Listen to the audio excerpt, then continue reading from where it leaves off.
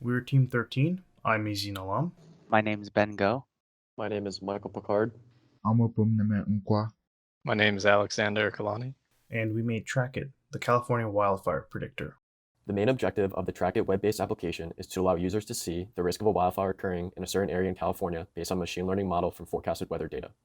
Users will select a point on the map and see the likelihood of a wildfire occurring. The goal of the project is to inform users of the safety of the location they select. We chose California because of its climate and because it frequently has wildfires. Wildfires are most likely to occur in areas that are very dry. California is frequently in a drought, but over the past 20 years, nothing was as bad as 2014 to 2017 when it was in an exceptional drought. This is the worst category of droughts. Droughts play into the positive feedback loop of creating prime conditions for wildfires to occur and spread. Also, the average temperature and the rate of minimum temperatures in California are increasing. Additionally, the change in the number of consecutive dry days is projected to increase. Also, snowpack in California is projected to diminish to just 40% remaining by 2070. Furthermore, the total acres burnt in 2020 alone has offset any decreasing trend in the total acres burnt. Because of that, there is a linear upward trend. Lastly, several priority models for the probability of fires occurring all show an increase in probability over the next 70 years.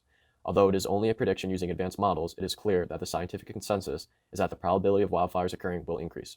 With that information, we believe that there will be more accurate as the trend is increasing. Our solution to the problem presented by these wildfires is the web-based wildfire predictor application called TrackIT, which allows for one to assess the risk in a particular place in California.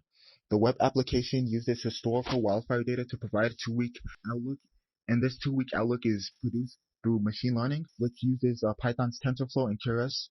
The back end of the web application uses Beautiful Soup for scraping, GeoPy for geocoding, and Pandas for data analysis. The front end uses JavaScript libraries React and Mapbox.gl, Node.js, HTML, and also uses CSS. And the overall goal of this web application is to keep residents and visitors safe by informing them of the fire risk.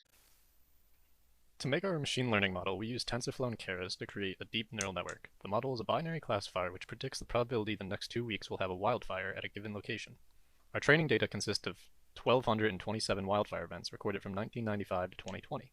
We also used 1,227 non-wildfire events for the same time period. For each event, the model takes 2 weeks worth of data, which includes the temperature, the zip code, the precipitation, the dew point, and wind speeds, in order to predict the next 2 weeks' chance of a wildfire. The flow of our application is relatively simple. On the web page, the user clicks on one of the predefined geological markers. The coordinates of that marker are sent to the API in an HTTP request, which forwards it to the backend server. The backend calls a Python script that takes the coordinates as input and returns the risk of a wildfire for that area over the next 2 weeks. The first step is to convert the coordinates into the corresponding zip code using a Python library called GeoPy. Next, the previous 2 weeks of weather is web scraped using Beautiful Soup. This weather data is then normalized and converted into a NumPy array. The array is given to the model, which returns its prediction of the probability of a wildfire. This probability is converted into a risk level based on our grading scale and sent back to the API, which displays it on the web page for the user to see. This is what Ben explained in the last slide, except diagram version to make it a little bit easier to understand. I will demo this shortly, but allow me to reiterate one more time. Clicking a marker sends a lat long to the API, where it gets converted to a zip code, and that zip code is used to scrape 2 weeks of weather data.